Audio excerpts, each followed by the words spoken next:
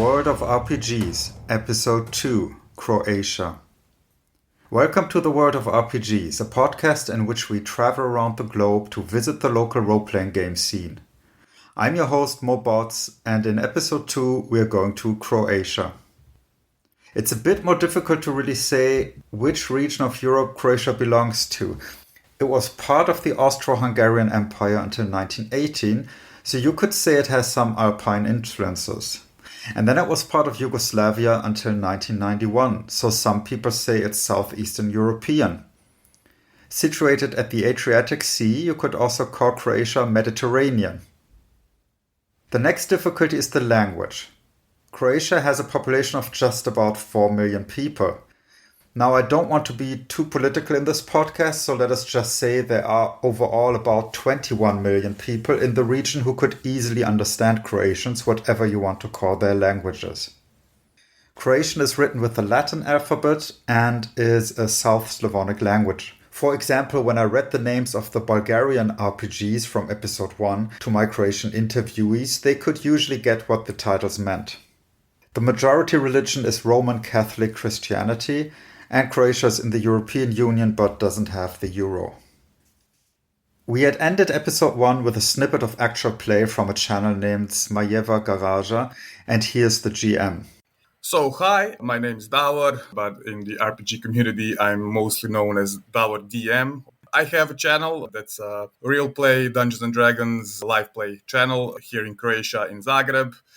And how I started playing, it was 10 years ago. Since I'm not originally from Zagreb, I'm from a really, really small community in the east of Croatia, so I didn't have a chance to play until I got into college here in Zagreb. And I got introduced to the game through my girlfriend here with some friends, and I've been playing ever since. Well, Dungeons & Dragons is like a dominant thing that we play. I did try some other games like Pathfinder, which is like basically Dungeons & Dragons again. But I did play some kind of, I'm not sure about the name. It's you play a superhero. Also, I played Vampire the Masquerade a bit, and I actually played it more as a LARP. Then I actually did try out the beta version of the newest one that got out a few years back, I think. We played Changeling the Lost for a few games also. That's all the same franchise, if I'm not mistaken. And that's basically it. And I would really, really like to try, and we're planning on it for a year already, to play Blades in the Dark and Kids on Bikes, because, Stranger Things and stuff like that. So kind of want to try that out. I like being creative. And when I saw that Critical Role had some success with it at that point, this was like 3 years ago, I asked my group, hey, would you want to film or do an audio at least and see if we can do something with this? And they agreed. And within a year, we turned into an actual video play. And one of the things was, for me personally, I just wanted to explain Dungeons & Dragons to more people, right? So, and how you do that, then you use the internet. Because at that time, and even today, people come to me and hey, can you explain Dungeons & Dragons to us? I used to say, yeah, it's easy, you just blah, blah, blah. And then I kind of changed my tune. Okay, so if you want to play this kind of game, you'll need to read. And there is a problem with reading in Croatia. And then when you say to somebody, okay, you should read 20 pages, what's an elf and what's a paladin, if you want to play an elf paladin, then they kind of what? I need to read? What? So that becomes a problem at some point. And that's why I'm trying to explain, you kind of have to do a little bit more. It's not Monopoly. It's not even if you don't know how to play Monopoly, some guy can come in and just explain it to you in 5 minutes and you can play. Tabletop RPGs are not like that. So Dungeons & Dragons is an extreme example there, probably. There are some simpler games, but still you have to kind of explain what is role-playing, what is expected of you, and stuff like that. So, that's the thing I'm going to try and explain in due time also through the YouTube channel. So what is the RPG scene in Croatia like? So my name is Marko. I am from Zagreb, Croatia.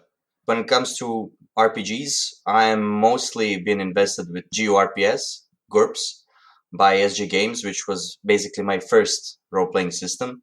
I later on spread out to some other ones, some of the most popular known ones being Dungeons and Dragons, of course. Played a bit of Pathfinder, played a bit of Dungeons and Dragons, and then I actually met a really cool role-playing group where I got introduced to many other role-playing systems. I was in high school here in Croatia, at least in the hometown where I grew up in. After school, we would usually hang out at the train station, hanging around, just, making some tomfoolery, joking around. And then there was this guy who came up with like a bag of dice. And at first we thought like he wants to gamble or something like that. But then it turns out that he was actually coming there with his group of friends who were playing GURPS. And us being like curious kids, we went there, to look like, what are you doing? What's this? And then he explained to us like how pen and paper works and, those first initial reactions, how people react like, well, what the hell is this? This is like really weird. Like I'm supposed to pretend to be something or stuff like that. But we got hooked like in minutes, seconds. He started playing with his friends and we were like looking around and then we just wanted to join. And then suddenly week after that, we already had like regular sessions at the train station, basically. We didn't play in any kind of cellar or, in a cafe or at someone's house. We we went on a train station. We actually had a name for the train station. We called it Holodeck because all of us were very much into Star Trek and stuff like that. And so that was our Holodeck. Nowadays, it's actually pretty easy to come into possession of games, but you have to keep in mind that we're still on the level where only the most popular ones are being sold. So, for example, you wouldn't have much trouble finding, for example, 5th edition of Dungeons and Dragons. We have a couple of shops that do sell pen and paper, both paperbacks and hardcovers, but the variety is not actually that large. You would actually have to go out to some foreign country, for example, Germany or Austria, to buy like something else from that. But when it comes to ordering, people order a lot online. I actually know a lot of people who are regularly ordering and getting stuff delivered and so on. But yeah, when it comes to availability, it's not actually that hard to get into games because there are several groups which are like publicly known groups, both on Facebook, both on Discord, which are readily offering people like places to come visit and play and stuff like that. For example, Pathfinder Society is still going strong here. We have this dedicated group that I mentioned where I actually got introduced to many other systems called Ona Druga Grupa. That other group, that's how you would translate it, which is regularly meeting every second Thursday and every second Saturday, where they host different games from different systems. Like, do you want to play one shot of Powered by the Apocalypse? Sure, let's go play that. Do you want to play Traveler? Sure, let's go play that. Do you want to play something like completely weird, like 10 Candles? Sure, let's go ahead and play that. Do you want to play Undying? Yes, let's go try how it looks. So it's actually a really good platform for someone who wants to get introduced to something completely new, completely wild. You actually go there, apply for a game, come hang around with people, play like one shot or maybe 3 sessions of a certain setting or game. And that's basically a really good way to actually get to meet people. And there's also a couple of other ones which also have mostly Facebook groups which invite people to come over, try out the game. But something I want to accentuate here is that this is very specific to the capital, to Zagreb. I'm mostly speaking about Zagreb. I'm not actually that familiar with how things are actually looking like in other cities. I know that Rijeka actually also has a scene. Split also has a scene, and I think that there are actually a lot of people in Varaždin, a city a bit north from Zagreb, that also has like some sort of groupation of people actually gathering around a specific place and where they play. But apart from that, there is no global way of getting to know people. There is no like unitary group either on Facebook or on other social media that actually covers this. So the reason why I wanted to mention LARP is that because it's also one of the links that actually connects pen and paper players around in Croatia. Because the rule of the thumb is if you're a LARPer, you're almost definitely have played or are already playing some sort of like a pen and paper session or campaign or something like that. Currently, the LARP scene is not that strong anymore. Most of the people have branched out to international games, but it is definitely a linking point where most players have actually met each other during LARPing periods here in Croatia. I'm not really familiar that there have been any bigger endeavors into translating. For example, board game community is very strong when it comes to translating rules for board games. Every board game group, actually, there's a few, I think, that are like very, very active in attempting to translate as much as possible. For example, Catan community is very strong in Croatia. You have a lot of very dedicated, very competitive players who are very much into Catan, and they have learned Catan without knowing a single word of English. Board gaming aside, I'm actually not that knowledgeable about that because I'm not really much into it. I'm more into pen and paper and Magic the Gathering, but that's a completely different thing.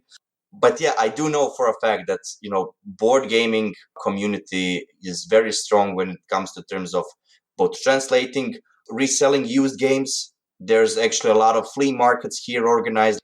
There were definitely people who were trying to publish something, but getting to publish something in Croatia is actually not that easy because getting funding for stuff like pen and paper games is not actually that easy. It's still not very much a mainstream hobby or a popularized hobby.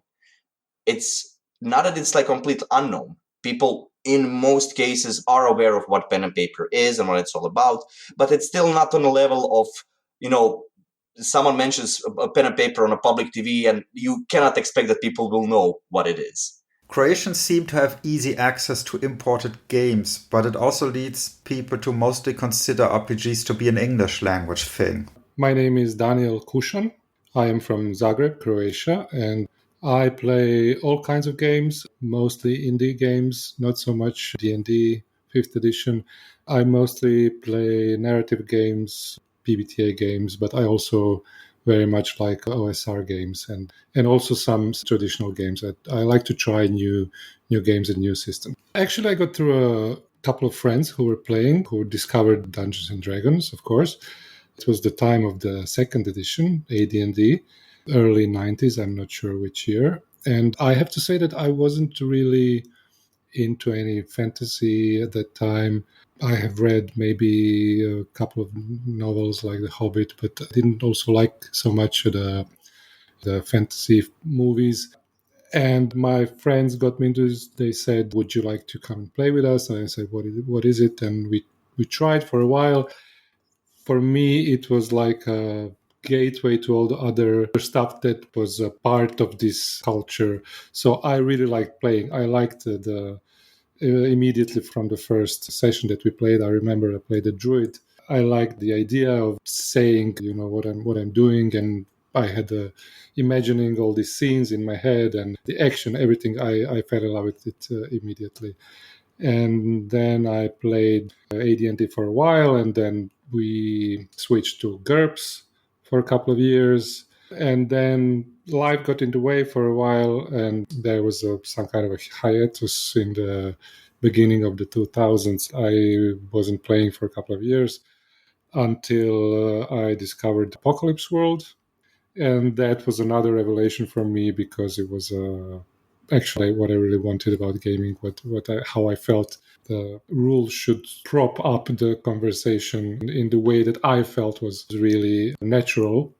So that was another big wow for me. And then I just went into discovering all these other games, and I'm still trying to find new games all the time. And I think we are living in a golden age of tabletop RPGs. There's really a lot to discover, I think. We just had the English books. There were no translation because it was a small market. And even in the beginning of 90s, it was a wartime in this region, and it was really hard to get hold of books. So we just had photocopies, just illegal photocopies all around, and sometimes we didn't even have the whole book. We had some parts of some books, and then we just took it from there and filled in all the blanks with our imaginations or what we thought would be good to do. I think the most popular game is, of course, Dungeons and Dragons 5th edition, and then Pathfinder. We have our own Pathfinder society in Zagreb. And then all these other games are really secondary and not played mostly, I think. It's just like in everywhere else, I think. We are no different. But there is this organization, playing group, which does organize games. We just register games and people apply for spots, and there's a lot of independent and different games played there.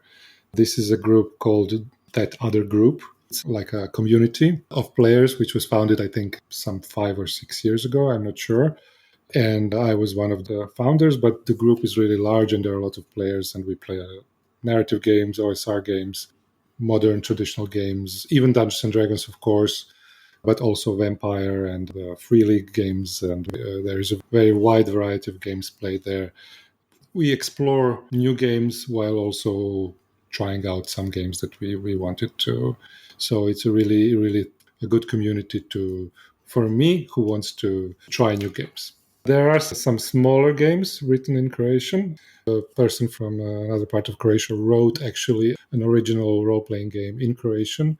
It's very simple, maybe aimed more at younger players or children, but it's really nice. But usually, no, we just take it for granted that we take English rules and read them. The whole community is really used to reading the rules in English. And we also use some English words consistently, even when we play. Mostly we play in Croatian, but we use some words like armor and in place of our Croatian words for that, because it's just more convenient to when it's mixed with the rules, when it's mixed with the mechanics, then we use the English terms sometimes during our conversations in Croatian. So this is like a natural thing for the whole community, I think, except for the people who play with some international groups, and then we play in English.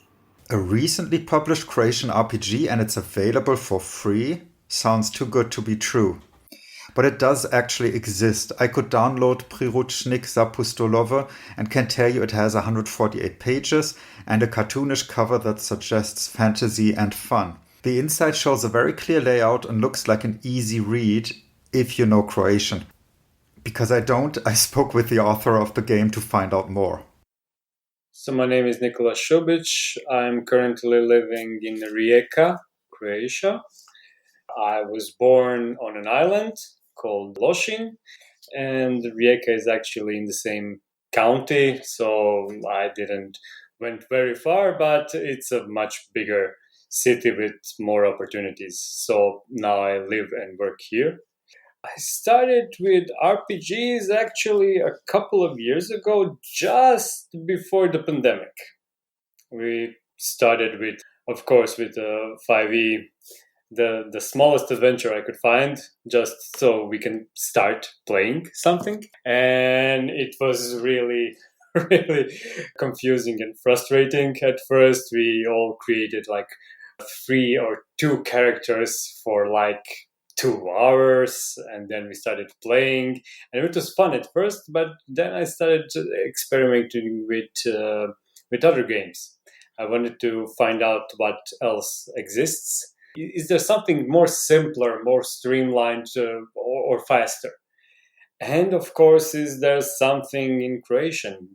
And unfortunately, there wasn't. So that was something I immediately started thinking, we should create something in Croatian.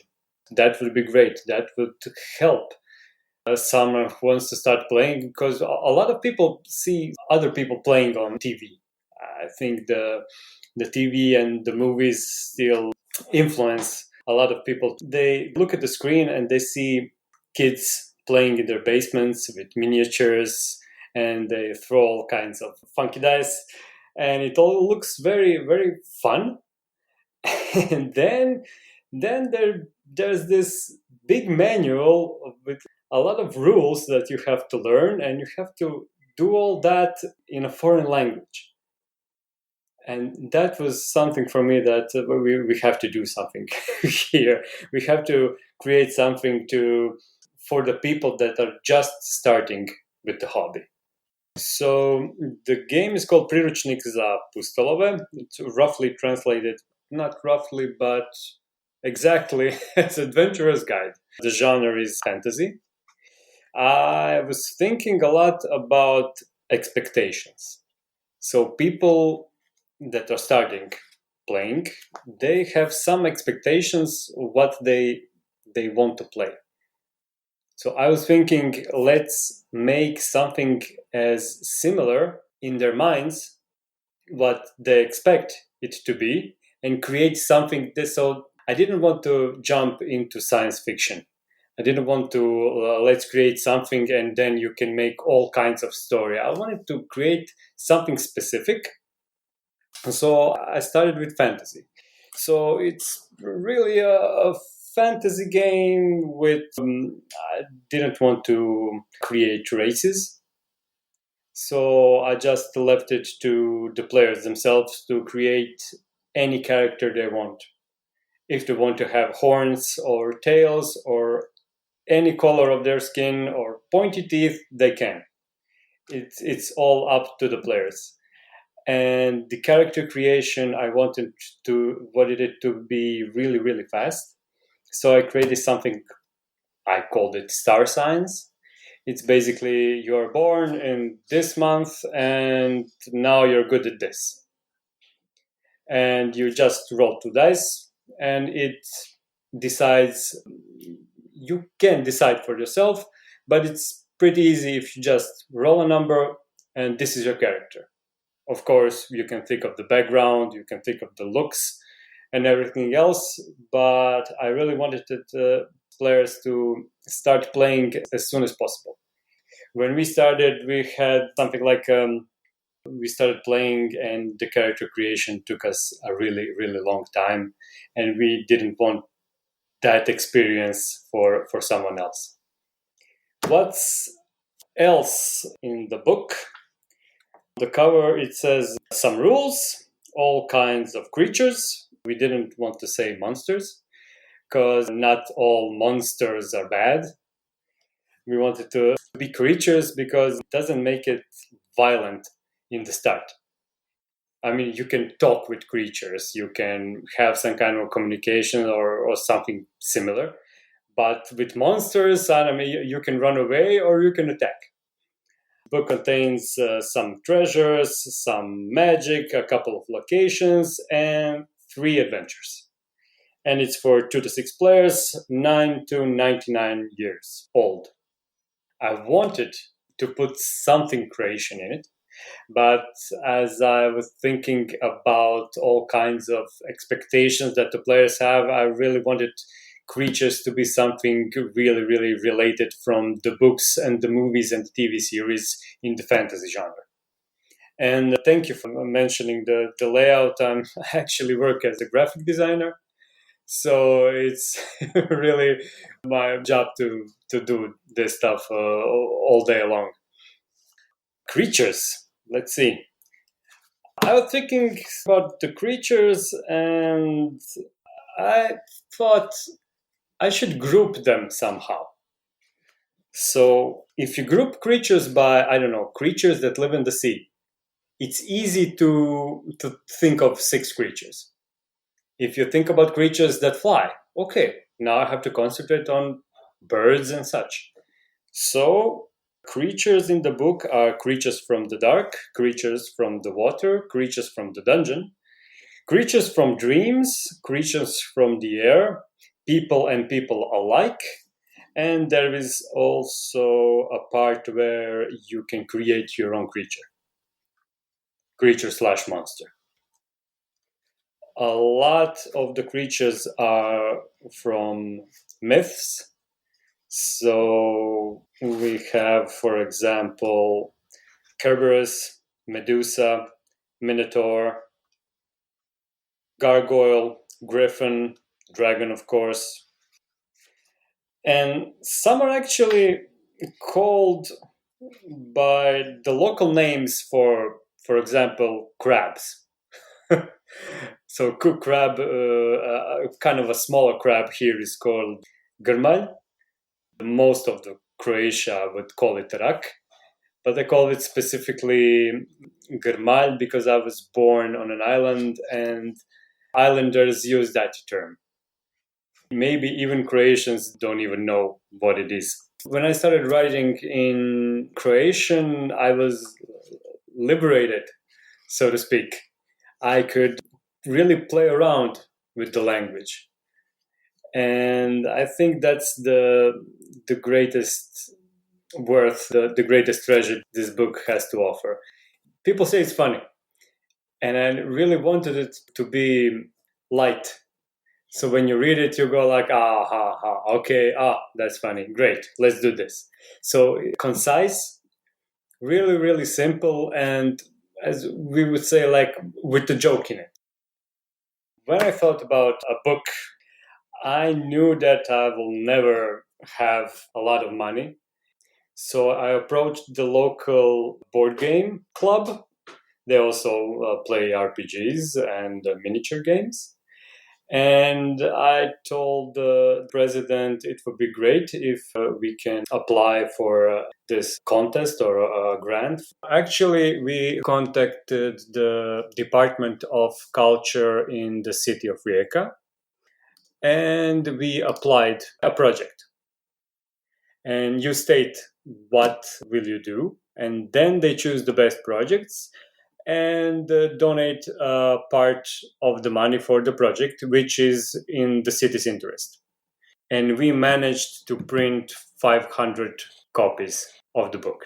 Actually, we funded a project, and the book is a part of the project.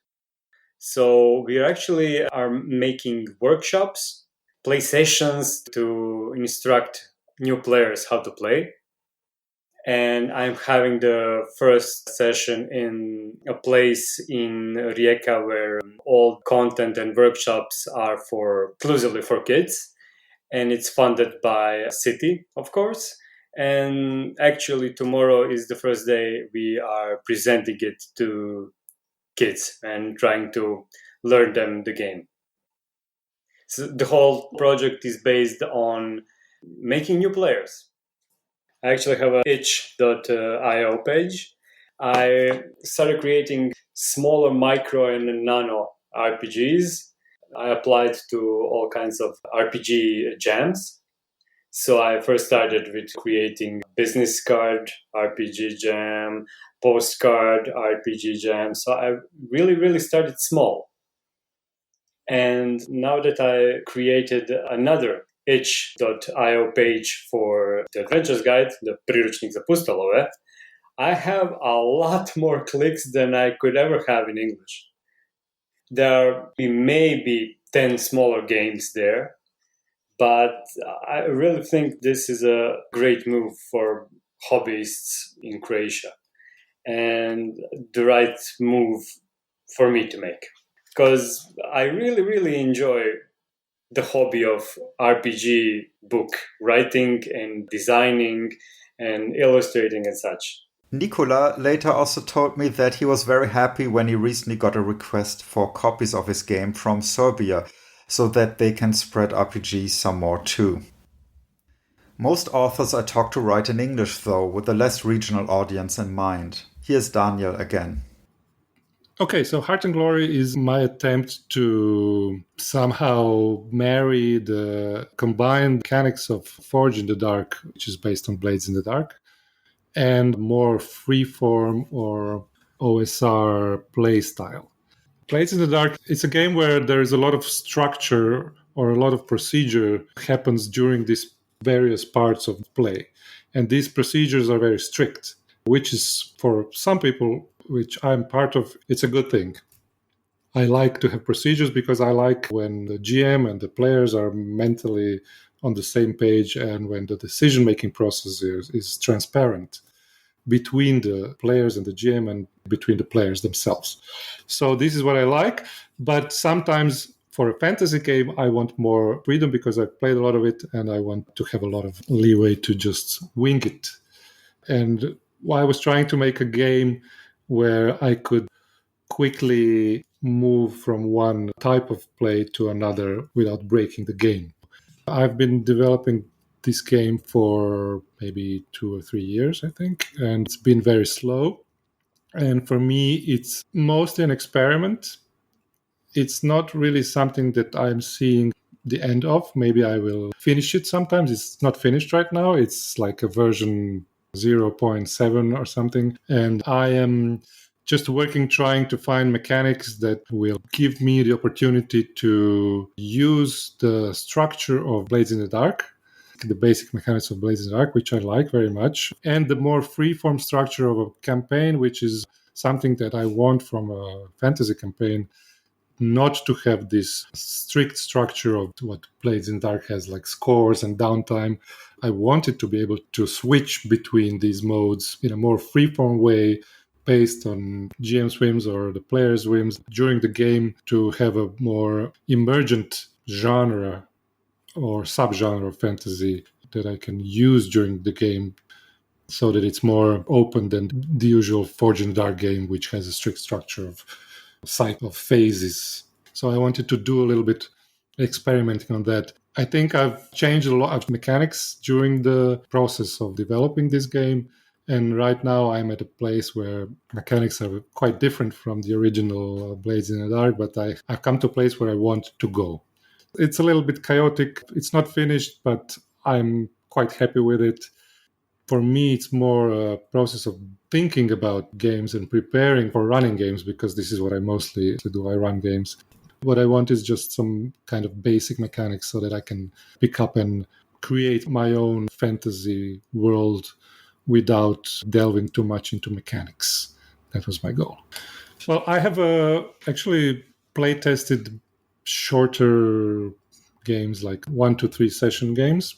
I'm now experimenting with playbooks, which is quite the same as classes, but very different if you know Blades in the Dark.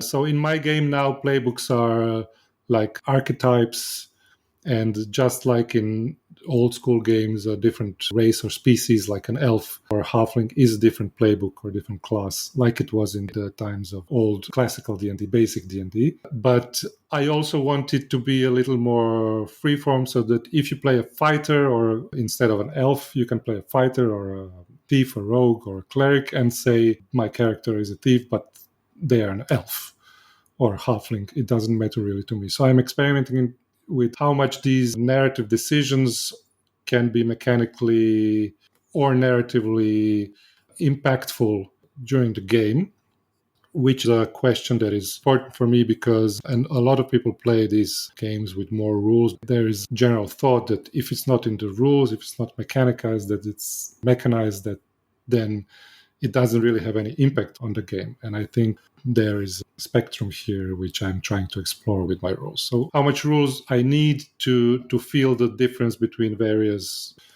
archetypes or species. And the next phase for me would be to move away from some kind of a generic D&D-esque setting with dwarves and elves, and do a little bit more of unusual, weird fantasy with different species, with different kinds of fantasy. And that is what I'm really more interested now in when I play fantasy games.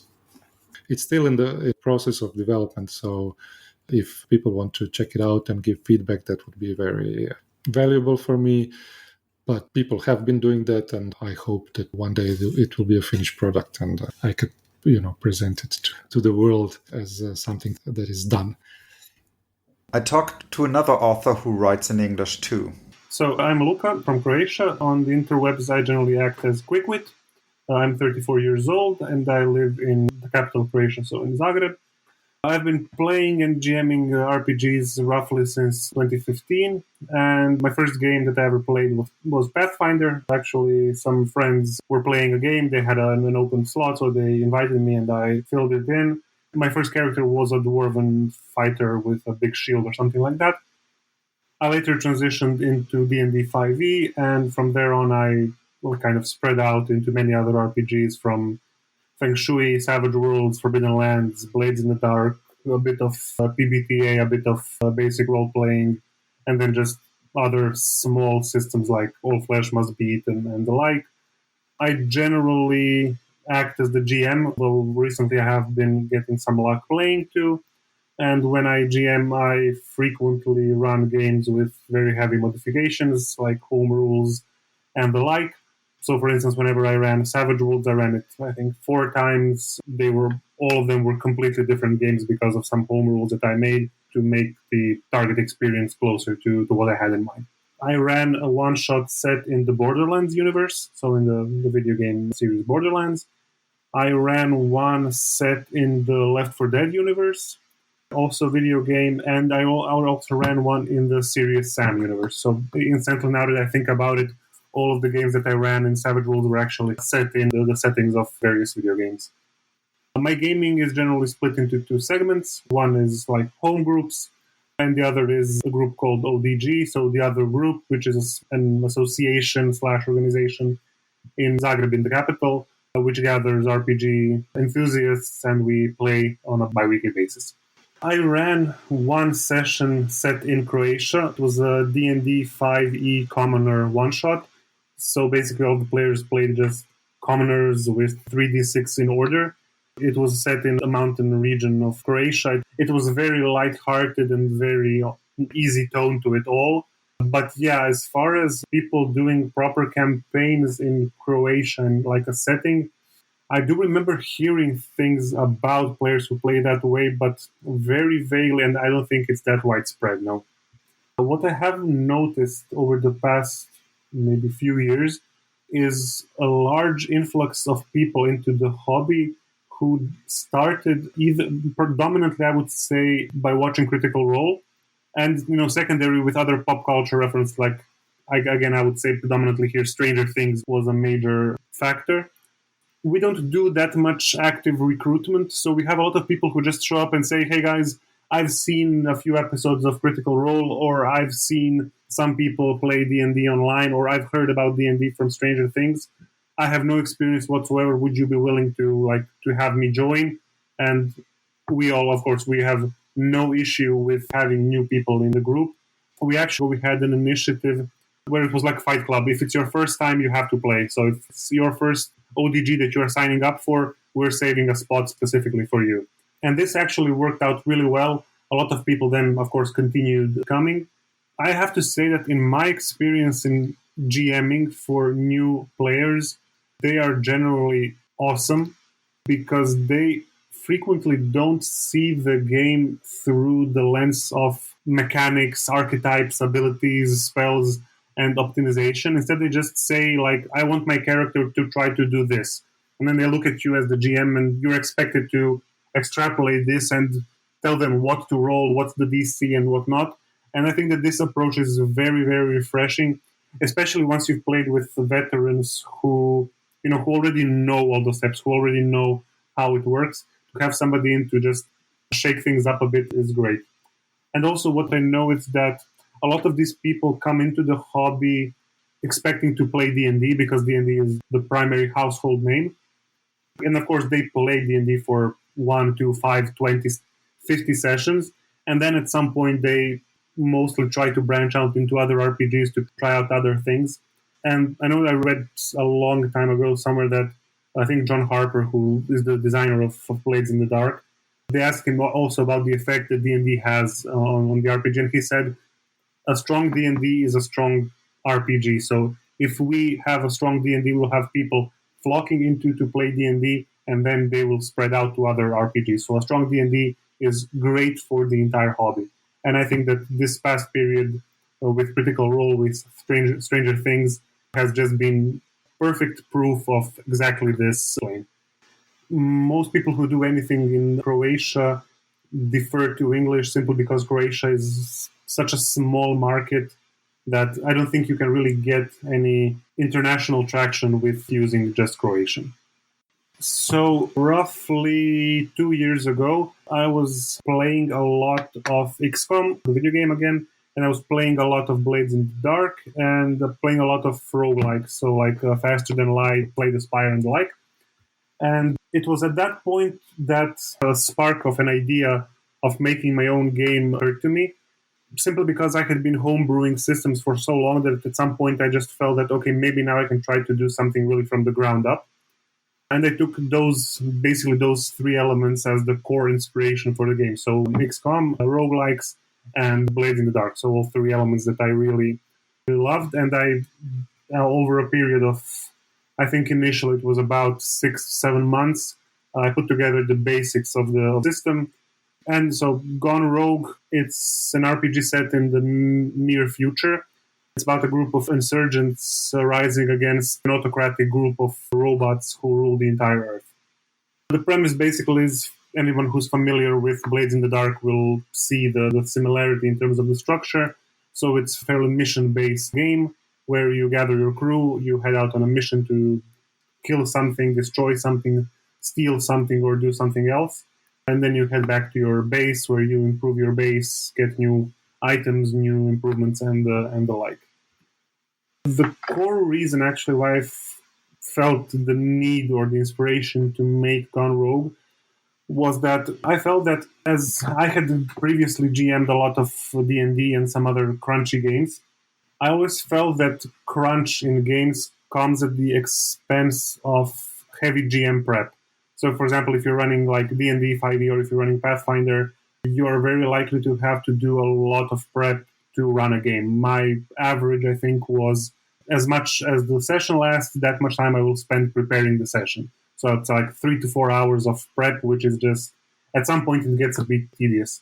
On the other hand, you have games that don't require any prep, like, I don't know, 10 Candles or Blades in the Dark or an average PBTA game. They don't mandate any prep, but I do feel that they are somewhat improved if you do some quality prep in some way. What I wanted to do actually was to create a game that combines these two approaches. So a game that has both a fairly crunchy and complex, intricate systems at play, while also not requiring any deep mathematical prep on the GM side. No challenge ratings, no combat designs, and so on. And this is what actually I set out to do in Gone Rogue. And of course, having some fairly positive experiences with narrative systems, I also decided to implement some narrative elements, such as the players creating the world, the players introducing new elements into the world instead of just the entire creative side being in the GM's hands. And the reception to Gone Rogue has been very positive. I feel that there is a group of people, or a market, if you will, of people who will enjoy this narrative element of play, but who also overlap, who prefer to have a bit of crunch in their games, a little bit of complexity. What I also wanted to include, and this was heavily inspired again by XCOM, by roguelikes, is this feeling of mechanical exploration, if you will. So I have a feeling that in many RPGs, like when you set out to create a character, you do all of the important decisions at the very start.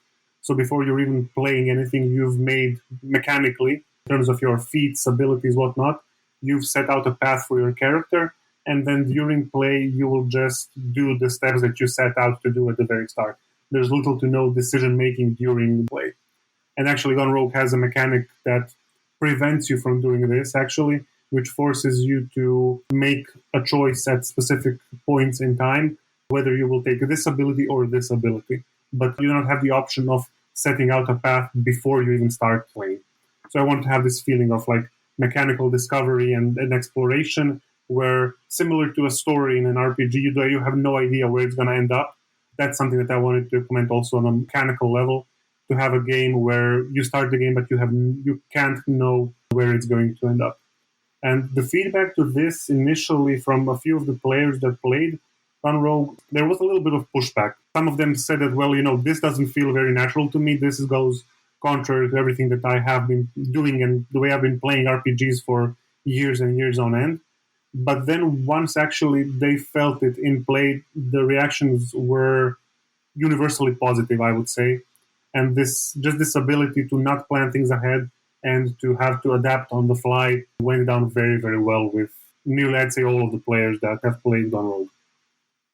The other thing that I think RPGs out there should consider implementing more, because this is something that I really got excellent feedback to, was this shared narrative and shared world building. If you take a look at something, for example, like 10 Candles. So 10 Candles is a horror game where in the end everybody will die. There's nobody can survive the game. It's a game about, I think they call it's tragic horror game, yeah, because everybody always dies in the end. So right from the get-go, you know that your character will die. And in a way, this liberates you, it frees you up, because you are not beholden to make mechanically or optimized decisions. You know that your character will die during play, and then you are free to present this character as you see the character. But one other thing that 10 Candles does, which is absolutely brilliant, is that at the start of each scene, each player creates an element within that scene. So, for example, if we are on a boat, we have 10 elements to set up. The first player might say, the door is locked. But the other may say, okay, the door is locked, but the key is in a locked safe nearby. And then the GM just takes in all of the info that's been given to him by the players. Then he sets the scene and it's played out. This is something that I know I enjoyed a lot. I know a lot of my friends who I've played with enjoyed this a lot. And this is something that I also wanted to implement in Gone Rogue. So even though the basics of the settings are always the same, you're always a group of insurgents fighting against this robotic overlord, let's call it like that, the twists that people have put into the setting really are things that would never come to my mind, that I could never think of initially. Like we've had things ranging from aliens to slums to drug-induced obedience forced into the people, like all sorts of things. And I know that people really enjoy this ability to impose their will on the world. So I think that this is something that many other games would benefit from. And of course, on the other hand, it also frees up the GM because they are not the ones that have to like force feed the lore and push all of these things forward and come up with everything, even when they don't have the inspiration to do so. Other than that, so Gone Rogue has been in development for about 2 years now. So development, playtesting, refinement, and so on. The starter kit is available at itch, and the full game, so the full PDF, which will be about, I think, 200 fully color with art PDF. The release of the game is planned for the end of July. So overall, it was a very positive experience. I have to say, at some point, it was very difficult doing the game for the first time. So anyone who's out there who's doing their first game, just keep at it, keep working day in, day out, and at some point you will finish it and you will look back and you will be very, very proud of yourself. Also, during the development of Gone Rogue, since Gone Rogue is a science fiction game, and I've always been primarily a fantasy buff and fantasy fan, at some point during the development of Gone Rogue, the idea of making also a fantasy RPG popped up in my mind. And as it festered and kind of slowly germinated in my mind, once Gone Rogue is completed, actually have teamed up with a few other people, and we are starting work on another fantasy RPG. Details will be more available in the near future.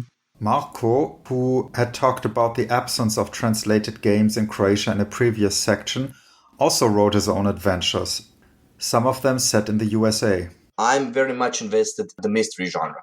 I have read crime investigation books since I was a kid. I basically grew up on Agatha Christie, like Miss Marple and Hercule Poirot were my, in a way, childhood heroes. I was like always interested with the whole genre, and then I, switched to hardboiled, and then I switched to procedural ones, and step by step, from books came movies, and from movies actually came, at a later point, role-playing games. I actually have a copy of GRPS Mysteries, which is an amazing source book for anyone who wants to run any kind of mystery crime scene investigation game in any setting. It's not only, setting specific or game season specific. It's an amazing book written by Lisa Steele. She's actually a public prosecutor in the US, and she's a geek. She's in the fandom, and she decided to join the Steve Jackson Games. Also, when it comes to that, I actually have their actual official shirt for today. She joined the fray and she wrote the book. And after reading the book, several years passed, I joined this Ona Druga Rupa. And at one point I decided, look, I'm going to make a game. Since the whole idea behind the group is to, come join. If you want to be a game master, think of some sort of like a game. It can be a 1-shot, it can be a 3-shot, whatever.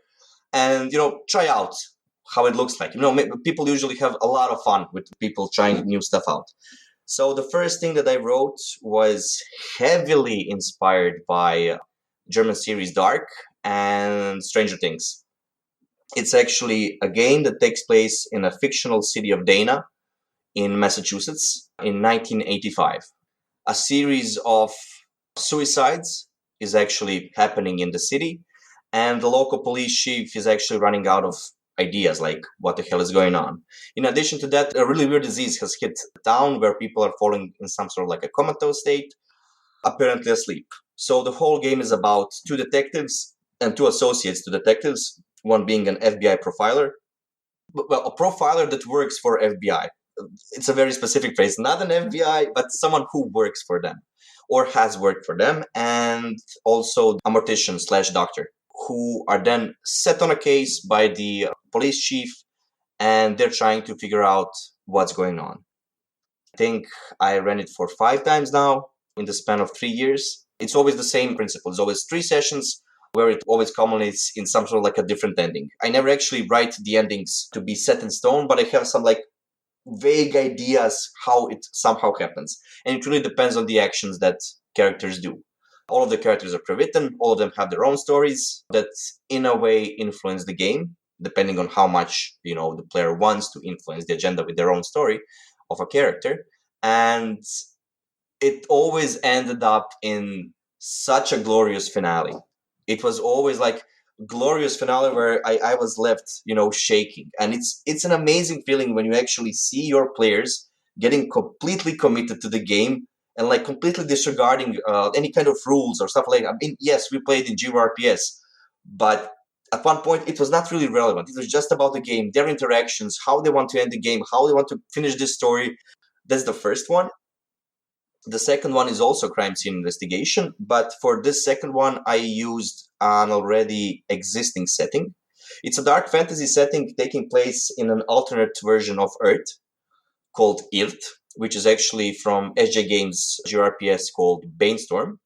The idea is there was a world where you had your usual elves, orcs, and dwarves, and then time storm happened called Bainstorm, where you had people from medieval Europe just transported into that world. And you have this funny thing of, medieval Christianity just coming to a medieval world, and it's like really weird what happens, It always ends up the same way. Christianity spreads out like a wildfire. And then at one point you have Islamic countries also being transported to that same world, and you have this conglomerate of cultures which are from the actual real world Earth coming to a fantasy world, and it's like completely bonkers. It's one of the craziest settings I've ever played.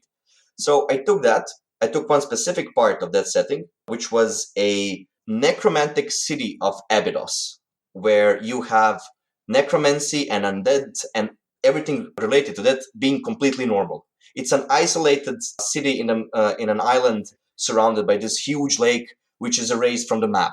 That's the basic premise and description what they usually give you.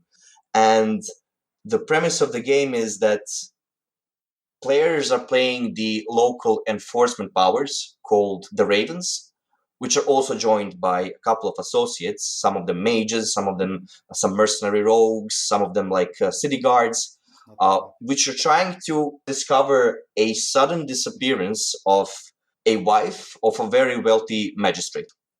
Now, the reason why I put disappearance as the main act here is that because if we were talking about murder or something like that, since it's a necromantic city, it would be like very easy to just raise the undead and find like who killed you and stuff like that. So I decided to go with a twist. You have a missing person. Good luck finding her in a city full of undead. That one has a bit of a darker note, where I have this first one that I spoke about. The 80s one is called White Noise, and it really gives off this vibe. People told me that this vibe is very similar to Dark, whereas this other one is much more gritty, nitty, dark fantasy, doom looming over us kind of stuff. The first one is very dreamy, very nostalgia-like, love letter to 80s. And the second one is like very much in your face. Okay, this is dark fantasy. Things are dark. Everything is dark. You are investigators in a very dark city. And it's an atmosphere that keeps on iterating and reappearing. Yeah, it sounds really cool. But my big question is, why Massachusetts and not the Adriatic coast? Maybe because I'm very much alert to this whole Americana thing. It's my own influence with hard-boiled stuff and procedural crime scene investigation. I also did watch a lot of CSI as well, a lot of series. Hill Street Blues is one of my favorite crime investigation series. And I'm always lured back to this Americana.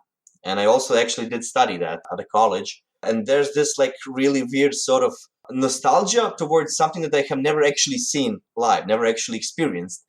but it somehow draws me like really into it, because when it comes to this local stuff, when it comes to Croatia and Adriatic coast and stuff like that, nothing really lures me into this. There's this lack of cognitive estrangement when it comes to Croatia. Everything is too real here. I cannot go into the modus of writing something about happening in Croatia because it's just way too real for me.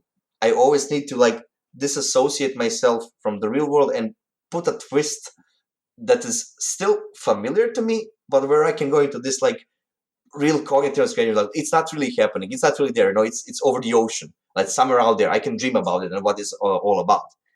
Because there's a lot of players, game masters actually here, who intentionally put the place of action in Croatia. I think there were a lot of them in the recent months, if I'm not mistaken. I haven't been to all, but it's definitely not a rarity. You actually have a lot of game masters putting it intentionally here, especially Vampire the Masquerade games. Not to mention that the running LARP Chronicle that was going on here for I don't know how long, 8 years or something like that. Everything was happening in Zagreb. Everything was like completely localized Croatian Camarilla, so to speak. And I even heard a local legend that on one of our conventions called Sferacon, which is taking place in Zagreb every year, there was a group of people who were always like convening every year on this convention to pen and paper, basically vampires from Zagreb who are actually using this convention as their sort of Elysium or something like that every year. One thing you might have noticed is that most people I talked to were from the capital, Zagreb. Davor shares his thoughts about other parts of the country and the language question again. Well, I would say it's that different because, like I said, I'm from a small town. And what I see that, Zagreb is the capital, and we people in Zagreb kind of forget that there are other people living in Croatia. I did some giveaways in Croatia with books and starter sets for Dungeons and Dragons. Those people, they don't have, like, if you're a 15-year-old boy living in a village in Dalmatia, you do not have access to dice, to books, to anything. Okay, maybe books today, you can, if you have internet, you have that access, so it's fine. You'll hear about it through YouTube, through marketing the Wizards does. But like getting into role-playing games that are not Dungeons and Dragons, that's a whole different story. There probably people don't even know that those exist, right? I didn't know before I came to Zagreb. So it's really difficult. When I did some of those giveaways, people, and I was really happy that the kid got it from it was a village near Trogir, near Split. I mean, he cannot get those anywhere else if he doesn't come to Zagreb, which is like 500 kilometers up north. Also, I went to an exhibit. So I have a friend that does Dungeons and Dragons terrain in an IT incubator in a really small town, again, that's called Novska. That's kind of 100 kilometers east from Zagreb. And again, so you have those kids that are 14, 15 years old, and they came to me and asked me, okay, how do you play this? How do you do this? How do you do that? And wow, what are these dice? And I ended up like giving them away. Like, here's the dice, because I know their parents not going to let them like, okay, take a bus to Zagreb and buy yourself dice. I mean, that's not going to happen probably. So if you're living in Zagreb, it's not that difficult to have that kind of stuff and play and have access to all of it. But if you're even like 100 kilometers from Zagreb, it becomes difficult. I think we're too small of a market for anybody to like really invest any money, serious money into a translation. And the thing about Croatians is we kind of, well, this is just my opinion, but I'm sure a lot of my peers would agree. Stuff just sounds really, they would say either lame or funny or just doesn't, sound good in Croatian as it does in English, especially those fantasy things. Like if you would say, we Croatianized some of the English words, like casting a spell. You would just say custom spell, which is, there is no such word as casting in Croatian. If you would want to say it really in Croatian, you would say čarobiram spell or something like that. And it sounds too kiddish to us probably or something, Also, a lot of stuff. This is just like in D&D, but a lot of fantasy stuff that's being used, those old English words, we just use them in English. So we're kind of accustomed to it. So we don't really change it. And we teach other young players that come into the game to use them and to know what they mean. So it's kind of a weird pigeon Croatian English monster that we use when we play these games. Well, when we played the Changeling the Lost, we actually did play it set up in Zagreb.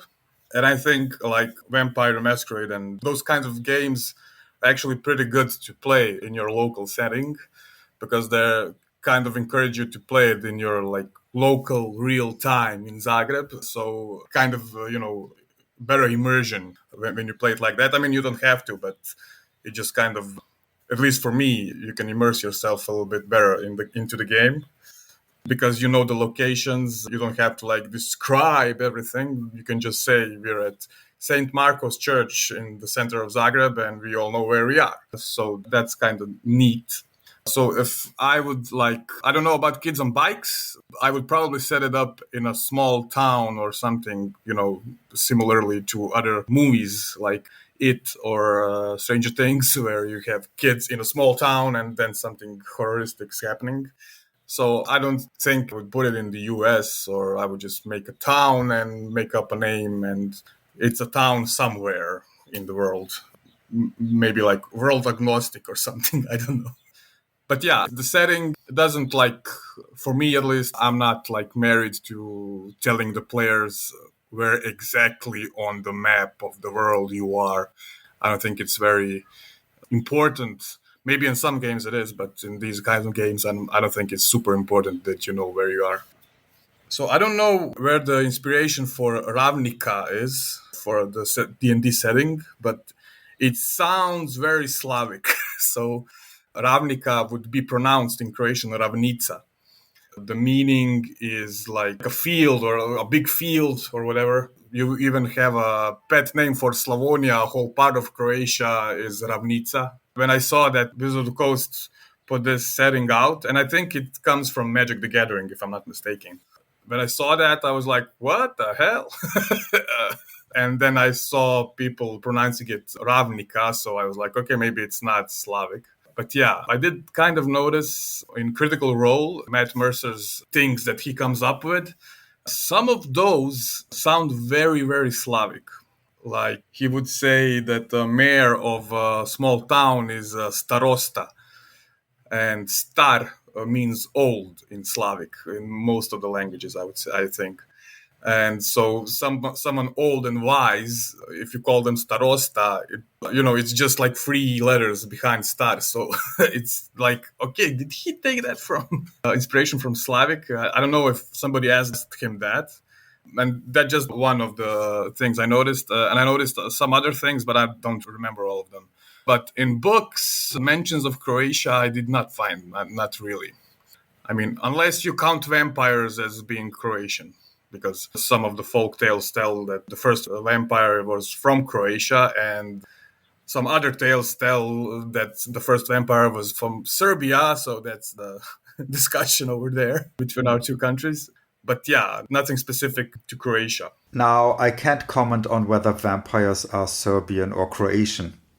What I did find out was that while Croatia, Serbia, Bosnia-Herzegovina, and Montenegro basically share the same language, there was little contact between players from the different countries. Nikola had mentioned sending his game over to Serbia, but many of the others had never really had contact to the RPG scene across the border. Marco once tried to join a group in Slovenia. So when it comes to Serbian and Croatian, we definitely understand each other. There's no problem. The Croatians have a bit of an issue with Slovenian language because, at least in my case, personally, I know a lot of people who are somewhat my age who actually have a bit of an issue to understand what Slovenians are talking. But the thing is, Slovenians understand everything that we are saying. So whenever you talk Croatian in Slovenia, everybody's going to understand you. But us understanding Slovenian is a bit finicky. I actually have an anecdote with that. There was actually this really cool cafe bar in Ljubljana called Dobra Poteza, which I think means like a good place or something like that. I'm not really sure. And they organized pen and papers and board games there. And we actually met a lot of pen and paper players there as well. And me and my friend, we decided to join one of their local games there. And the game master first asked us "Oh, guys, do you want us to play in English so you can understand everything, or are you okay with us going in Slovenian?" And we were completely overconfident about that game because it was Vampire the Masquerade, and we totally gonna rock it. And we said, yeah, Slovenian is fine. We're not gonna have issues. But 5 minutes in, my friend and I are just looking at them blankly, not understanding a single thing because they went on and on and on in a specific dialect. And we stopped the game okay, maybe we have overextended ourselves a bit and we can't understand shit you're saying. Can we please go English? They did accept English, and it was actually a good laugh. And we kind of knew that you wouldn't get it, but fine, let's go with English. But this was actually a really good memory.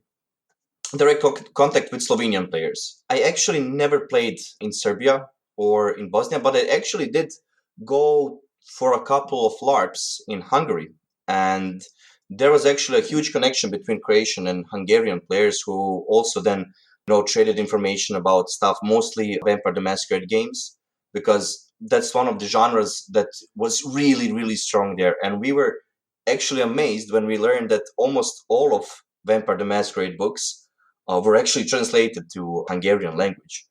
And it was actually very weird when we came to LARPs there playing vampire games that they used words completely different than ours. And we couldn't understand because they translated everything from name of clans, the titles of, stuff in Vampire World and stuff like that.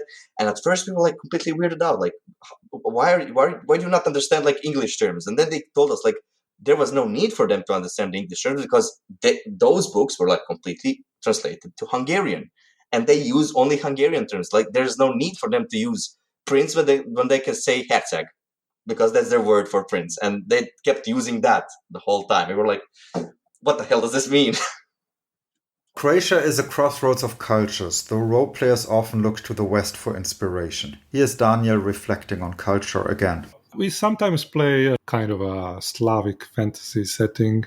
This is really not something that I'm very much interested in presenting.